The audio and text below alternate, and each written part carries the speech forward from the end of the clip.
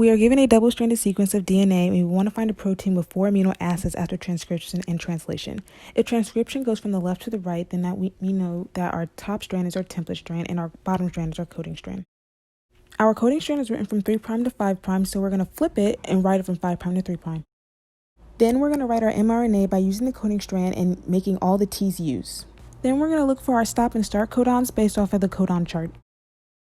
Once you find that start codon, you can section every 3 bases until you find the stop codon. Then take those sections and translate them into the amino acids based off the codon chart. If transcription occurred from right to left, then our top strand would be the coding strand, which is already written in 5' to 3', and then we can go ahead and make that mRNA by replacing all the T's with U's.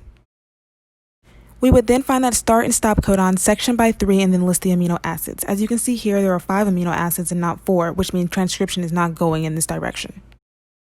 Point mutations are a change in a base in DNA that results in an effect on a protein. There are 2 types, the first one being transition, which is like a purine to a purine or a pyrimidine to a pyrimidine, which is just an A to G or a C to T and vice versa. The second type is transversion, which is a purine to a pyrimidine or vice versa, and that can be an A to a C or T.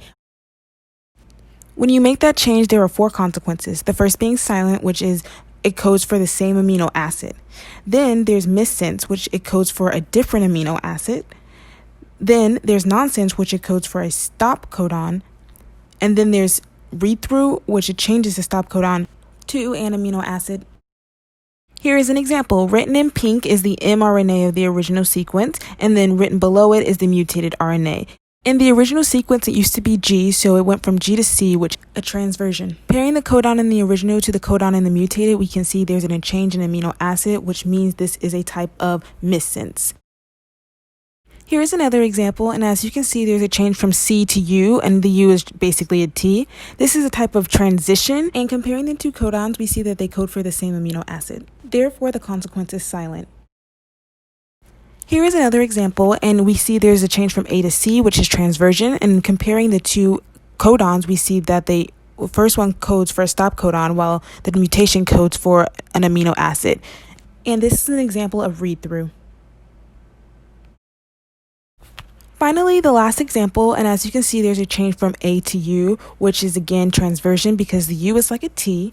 And comparing the 2 codons, we see that the first codon codes for SIR, while the mutated codon codes for a stop codon, and therefore this is an example of nonsense.